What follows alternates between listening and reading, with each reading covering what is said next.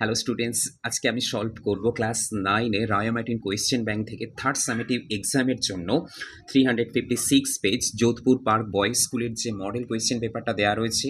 এই model question পেপারটি তোমাদের আমি গ্যারান্টি সহকারে বলতে পারি, তোমরা পরীক্ষার হলে গিয়ে অবশ্যই দ্য প্রাইজ অফ ব্যানানাস বা আ সিপ্রেক্ট সেলর এই দুটো চ্যাপ্টারের যে কটা ইউনিট রয়েছে, যে কোনো একটা ইউনিট থেকে তোমরা সিন কমন পাবেই পাবে। সেই জন্য আজকে এইটা দেওয়া রয়েছে, আমরা দেখতে পাচ্ছি দ্য প্রাইজ অফ ব্যানানাস থেকে দেওয়া রয়েছে সেকেন্ড পেজ এটা আর কি। তো অবশ্যই তোমরা ভালো করে দেখবে এবং এই সমাধানটা যদি তোমরা পিডিএফ কপি আকারে পেতে চাও তাহলে অবশ্যই আমার এই স্ক্রিনে দেওয়া হোয়াটসঅ্যাপ নাম্বারে তোমরা হোয়াটসঅ্যাপ করবে, আমি তোমাদের পিডিএফ পাঠিয়ে দেবো। তা যাই হোক, ভিডিওটা এবার শুরু করা যাক। প্রথমে তোমাদের যেটা করতে বলা হয়েছে এর দাগে টিক দ্য কারেক্ট অল্টারনেটিভ, সঠিক বিকল্পটিকে বেছে নিতে বলছে। প্রথম কোয়েশ্চেন দেখে নাও, the gentleman who came up to the compartment looked like, যে কামরা পর্যন্ত উঠে এসেছিল বা কামরায় উঠে এসেছিল তাকে দেখতে কেমন লাগছিল। A businessman, a commando, a pilot, a vendor. যারা আমরা টেক্সটটা পড়েছি অবশ্যই আমরা জানি তাকে দেখাচ্ছিল look like a businessman. So next question, second question দেখে নাও, the monkey snatch the cap after jumping down from the. তাহলে মাঙ্কি কী করেছিল, তোমার সেই টুপিটাকে ছিনিয়ে নিয়েছিল কোথা থেকে, ঝাঁপ দিয়ে। তো এখানে চারটে অপশন দেখতে পাচ্ছি, টপ অফ দ্য কম্পার্টমেন্ট কামরার উপর থেকে, roof of the station building, আচ্ছা স্টেশনের বিল্ডিংয়ের ছাদ থেকে, নিম গাছ থেকে না ট্যামারিন ট্রি তেঁতুল গাছ থেকে। সো আমরা যারা টেক্সটটা পড়েছি অবশ্যই এটা বলতে পারবো। So top of the compartment, okay. এটাকে আমরা একটু দেখে নেব উত্তরটা।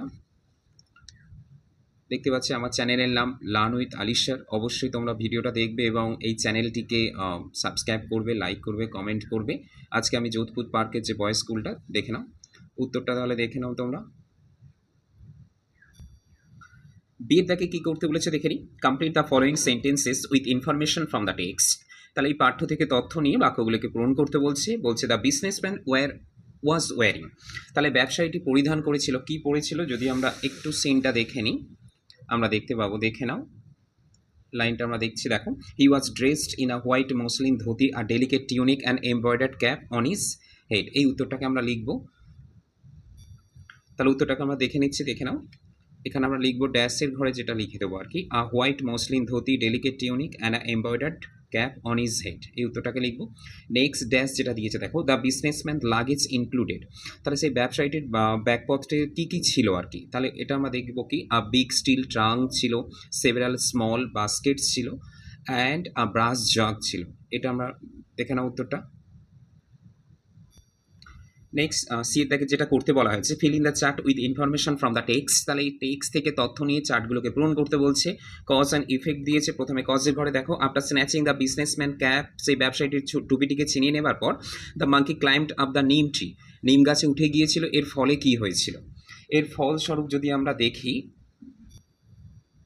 দেখে নাও এখানে রয়েছে দেখো, দ্য বিজনেসম্যান সাউটেড ইন আটার কনফিউশন, এই লাইনটা দিতে পারি। তা না হলে আমরা he ran towards the tree over the pump and stood threatening the monkey, ঠিক আছে, এই লাইনটাকে আমরা দেবো।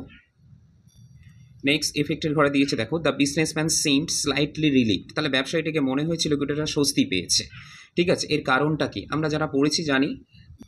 দেখো এখানে আমরা দেখতে পাচ্ছি, meanwhile a food hawker had come forward pushing his little cart, he told the Sethji that he would rescue the cat, ঠিক আছে। এটাকে একটু আমরা সাজিয়ে লিখব এই প্রশ্নের উত্তর সহজ জন্য।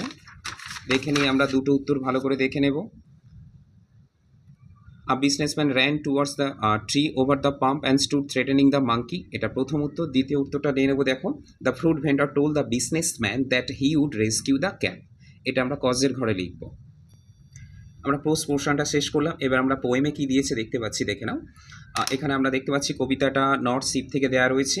এখানে প্রথমেই টিক দ্য কারেক্ট অল্টারনেটিভ, ঠিক আছে, এমসিকিউ দিয়েছে, দেখে নাও। The third ship sailed over the, তৃতীয় জাহাজটি কোন দিকে বেয়ে গিয়েছিল, ঠিক আছে। এখানে আমরা দেখতে পাচ্ছি the third ship drove towards the north over the sea, the darkening sea. তাহলে এখান থেকে আমরা উত্তরটাকে কোনটা নিয়ে নেবো, দ্য ডার্কেনিং সি, এই উত্তরটাকে আমরা বেছে নেব। নেক্সট কোয়েশ্চেন দেখে দাও, number of ships that came back was, তাহলে কটা জাহাজ আর কি যেটা ফিরে এসেছিল তার সংখ্যাটা বলতে চাইছে, ঠিক আছে। এখানে দেখতে পাচ্ছি আমরা east and West the ship came back, মানে যেটা পূর্ব দিকে এবং পশ্চিম দিকে যে দুটো জাহাজ ধেয়ে গিয়েছিল আর কি, তারা ফিরে এসেছিল। তার মানে এখানে আমরা উত্তর থেকে বেছে নেব কি 2, ঠিক আছে, আমরা 2টাকে বেছে নেব। এবার বিয়ের দাগে আমরা দেখে নেবো, দেখো আনসার দ্য ফলোইং কোয়েশ্চেন। প্রথম প্রশ্নটা দিয়েছে what does the poet meant by darkening sea. তাহলে ডার্কেনিং সি বলতে কবি কি বোঝাতে চেয়েছেন, এই উত্তরটাকে আমরা নেব। দেখে নিই, দেখে নাও, the phrase darkening sea means the unwelcoming nature of the water which throw several hurdles for the third ship to surmount. এই উত্তরটাকে আমরা লিখে নেব, ভালো করে দেখে নাও। নেক্সট কোয়েশ্চেন দিয়েছে, দেখো what does the expression the deck shone frostily means. এই প্রশ্নের উত্তরটা আমরা নেব। দেখো ইট মিনস, দেখো it means the decks of the ship were covered with frost and were shining coldly in the dim light, showing the freezing and harsh weather conditions. এই উত্তরটাকে আমরা নেব। থার্ড কোয়েশ্চেন দিয়েছে, দেখো what is the north ship symbol of. আর fourth question, দেখো under what natural condition did the third ship start his journey. এই দুটো প্রশ্নের আমরা উত্তর নিয়ে নেব। দেখো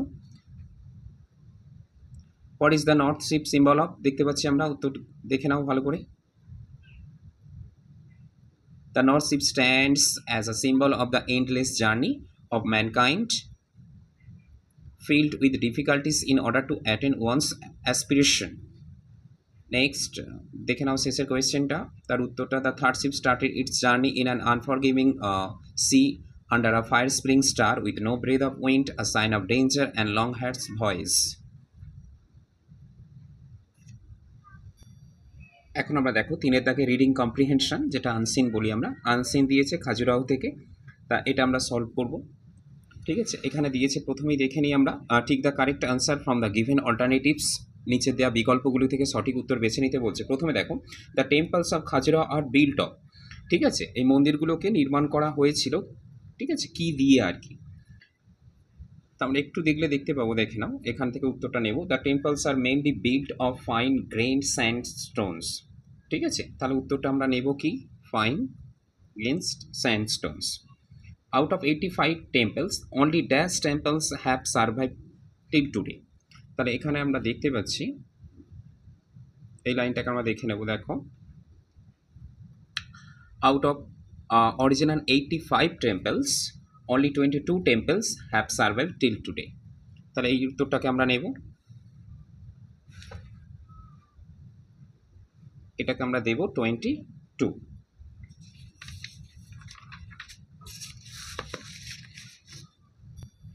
নেক্সট তিনের দাগের কোয়েশ্চেন দেখে নিই। দেখো the temples of Khajuraho are declared as one of the world heritage site by. তাহলে এখানে আমরা উত্তরটা দেখে নেব। দেখো the temples are now one of the world heritage sites declared by UNESCO. তাহলে এটা আমরা উত্তর নেব, যেটা সেটা হচ্ছে ইউনেস্কো। নেক্সট প্রশ্ন দিয়েছে, দেখো the Khajuraho's artist were well trained in. ঠিক আছে,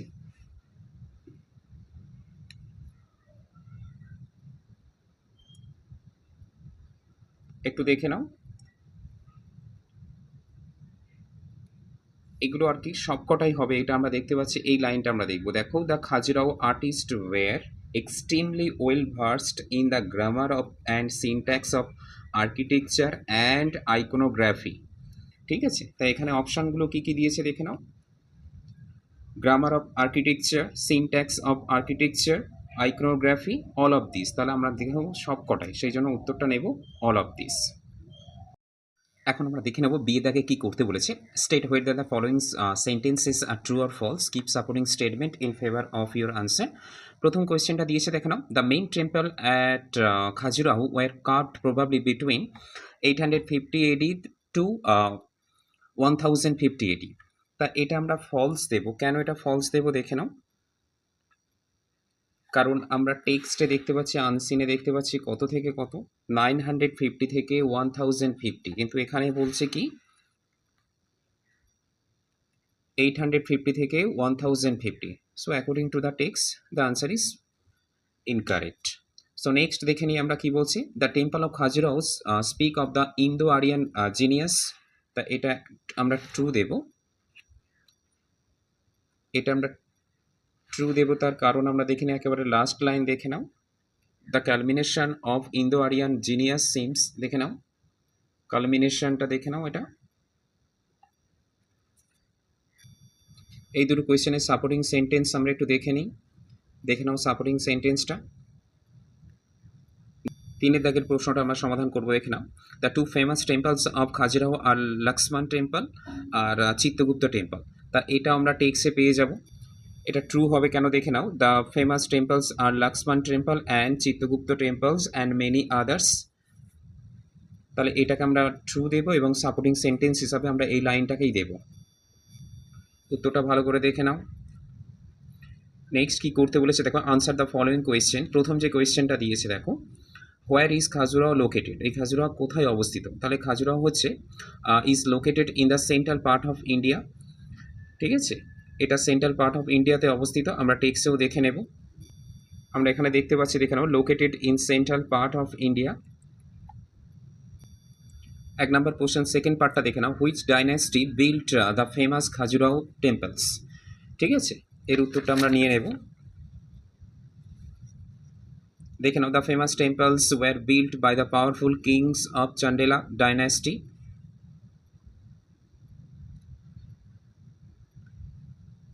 নেক্সট কোয়েশ্চেন দেখো কি বলেছে, why is the place Khajuraho called so, মানে খাজুরাহোর এরকম নাম হয়েছে না, খাজুরাহোকে এরকম নামে ডাকা হয় কেন। উত্তরটা দেখে নাও, এটা আমরা একেবারে যে আনসিন দেওয়া রয়েছে তার প্রথম লাইনেই পেয়ে যাব। The name Khajuraho comes from Sanskrit word, যেটা রয়েছে ভালো করে উত্তরটা দেখে নাও। থার্ড প্রশ্ন যেটা দিয়েছে দেখো, what are the architectural features of temples at Khajuraho. ঠিক আছে, দেখো স্থাপত্যগত বৈশিষ্ট্য কী কী রয়েছে দেখো, the temples are built of fine grain sandstone. এটা আমরা কোথায় পেয়ে যাব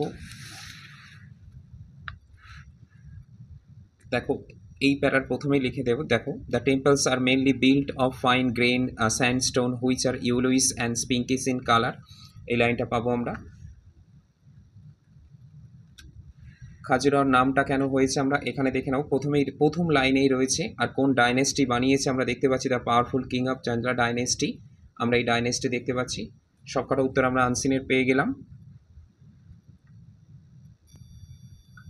এখন আমরা গ্রামার অ্যান্ড ভোকাবুলারিতে চলে যাব। প্রথমে কি বলেছে দেখো, 4 দাগের এ, fill in the blanks with correct forms of verbs given in the brackets, মানে সঠিক ফর্মটাকে বেছে নিয়ে করতে বলছে।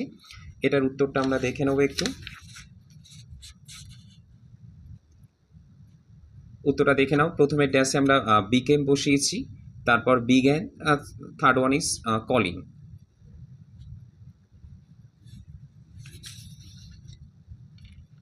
নেক্সট বলেছে দেখো, বিয়ের দাগে, feel in the blanks with appropriate articles and preposition. প্রথমে ড্যাশ ভিলেজ আছে নেসেল্ড, তাহলে আমরা এর উত্তরটা নেব। এর উত্তরটাকে আমরা দেখে নাও, small village nestled in the valley was surrounded by majestic mountains. তাহলে এ, ইন অ্যান্ড বাই। এবার 5 দাগের আমাদের যেভাবে করতে বলেছে দেখো, ডু অ্যাজ ডাইরেক্টেড, যেমনটি নির্দেশ দিয়েছে ঠিক সেইভাবেই করতে বলেছে। প্রথম প্রশ্ন যেটা আসছে দেখো, the photographer capture the picture intelligently. ঠিক আছে, এইটাকে আমরা কিভাবে কি করতে বলেছে দেখো, rewrite the sentence using the noun form of the underline words. Intelligently এর নাউন ফর্মটা ইউজ করতে বলেছে। আমরা জানি ইন্টেলিজেন্টলি এর অ্যাডজেক্টিভ ফর্ম হয় ইন্টেলিজেন্ট আর নাউন ফর্ম হয় ইন্টেলিজেন্স। এটাকেই আমরা একটু কিভাবে গুছিয়ে লিখবো দেখে নাও। তাহলে দেখো, ফটোগ্রাফার ক্যাপচার দ্য পিকচার, ঠিক আছে, উইথ ইন্টেলিজেন্স। অ্যাডভার্ব থাকলে আমরা উইথ বসিয়ে নাউন চেঞ্জ করি। তাহলে উত্তরটা দেখে নাও, the photographer capture the picture with intelligence. 2 দাগের প্রশ্নটা যেটা বলেছে দেখো, আই স আ স্নেক, আমি একটি সাপ দেখেছিলাম, আই র্যান অ্যাওয়ে। ঠিক আছে, এই প্রশ্নটাকে দেখে নাও। উত্তরটাকে দেখে নাও, seeing a snake I ran away. এখানে দেখতে পাচ্ছি দুটো সেন্টেন্সের সাবজেক্ট এক আছে। যে বাক্যের কাজটা আগে হবে সেই বাক্যের প্রেজেন্ট ফর্মের সঙ্গে আইনজি যুক্ত করে সেই বাকির বাকি অংশ, তারপর দ্বিতীয় বাক্যটা আমরা পুরোটা লিখে দিতে হয়। তাই জন্য এখানে দেখো, I saw snake I ran away, আমি প্রথমে সাপটা দেখেছিলাম তারপর পালিয়ে গিয়েছিলাম। সেই জন্য এখানে কি আসছে, সয়ের প্রেজেন্ট ফর্ম সি, তার সঙ্গে আইনজি যুক্ত করে আর স্নেক লিখে দিয়ে তারপর দ্বিতীয় বাক্যটা পুরোটা। তোমরা এইভাবে পার্টিসিপেলগুলো করবে, যেটা দুটো সাবজেক্টই দুটো সেন্টেন্সে একই সাবজেক্ট হলে। নেক্সট কোয়েশ্চেন কি বলেছে দেখো, do it or you will be punished, এটাকে করো না হয় তোমাকে শাস্তি পেতে হবে বা শাস্তি তোমায় দেওয়া হবে। ঠিক আছে, এটাকে কি করতে বলেছে আগে আমরা দেখে নিই। এটাকে করতে বলা হচ্ছে change into a simple sentence. ঠিক আছে, দেখে নাও, change into a simple sentence. আমরা এটাকে কিভাবে করব দেখে নাও। এটাকে লিখবো do it to avoid punishment, শাস্তি এড়াতে এটাকে করো, ডু ইট এটাকে করো, টু অ্যাভয়েড এড়াতে, পানিশমেন্ট মানে শাস্তি।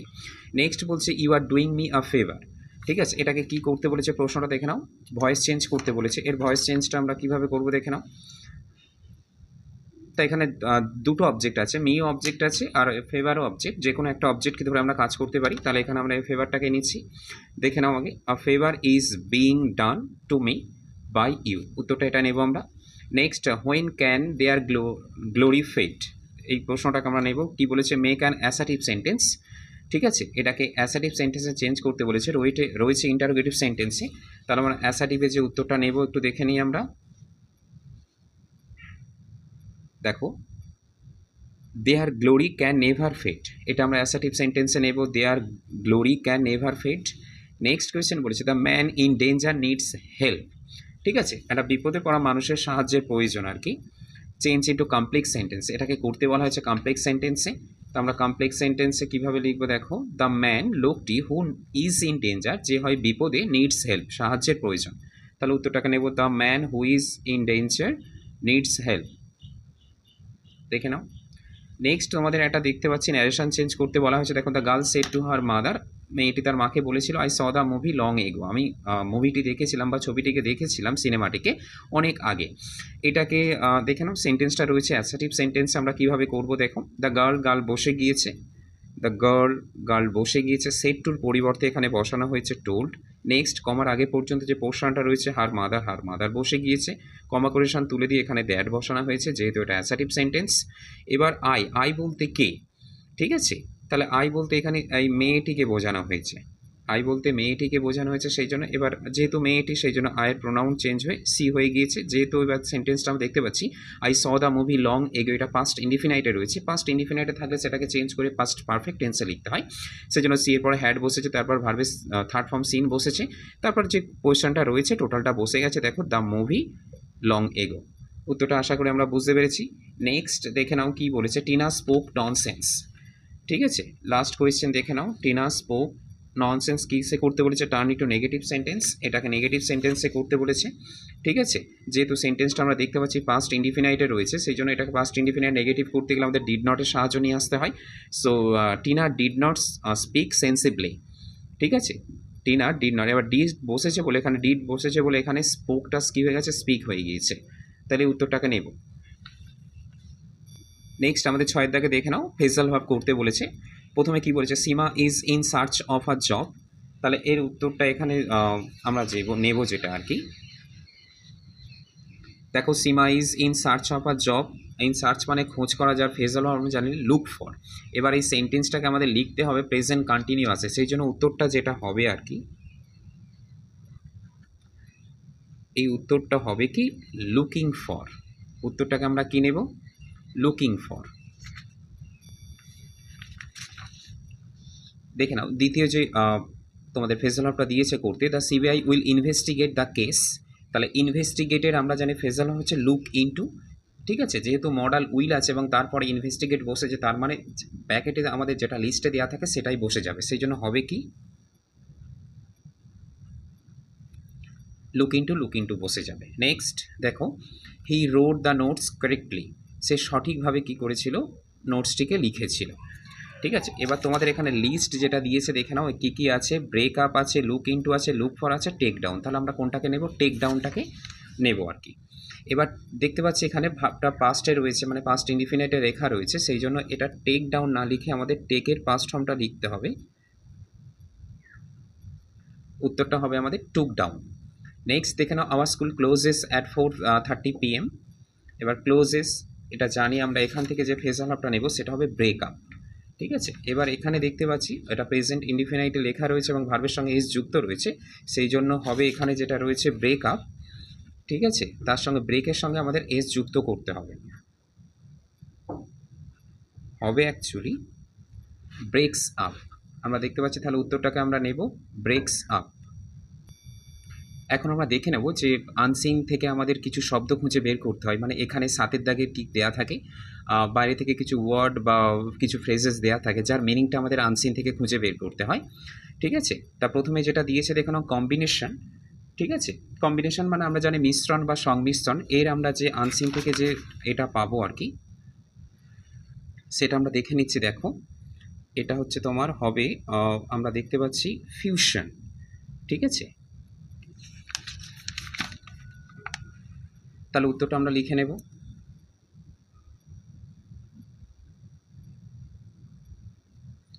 ফিউশন। নেক্সট কি বলেছি? ডিভাস্ট্রেটেড। এর একটা আনসিন থেকে যে শব্দটা আমরা পাবো ধ্বংস আর কি।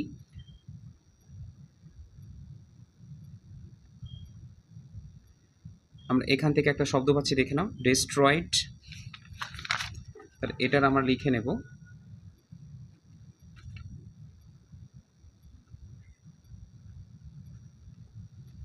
ডেস্ট্রয়েড। নেক্সট বলছে ব্রিলিয়ান্স, চমৎকার, উজ্জ্বল। তাহলে এর আমরা যেটা পাবো এখান থেকে খুঁজে আমরা দেখতে পাচ্ছি স্প্লেন্ডিড বলে একটা শব্দ রয়েছে, এই ওয়ার্ডটা হবে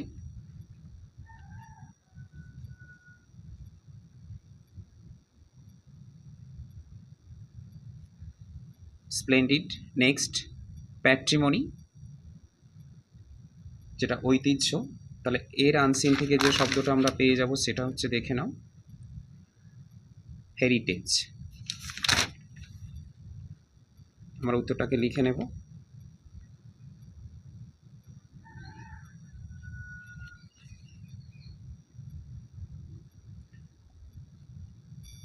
ভালো লাগে থাকে অবশ্যই চ্যানেলটিকে সাবস্ক্রাইব করে রাখবে, লার্ন উইথ আলিসা। কারণ সামনের দিনগুলোতে আমি আরও সুন্দর সুন্দর ভিডিও তোমাদের জন্য নিয়ে আসব, এবং অবশ্যই এটাকে লাইক করবে, কমেন্ট করবে, এবং পারলে অবশ্যই শেয়ার করবে। Thank you.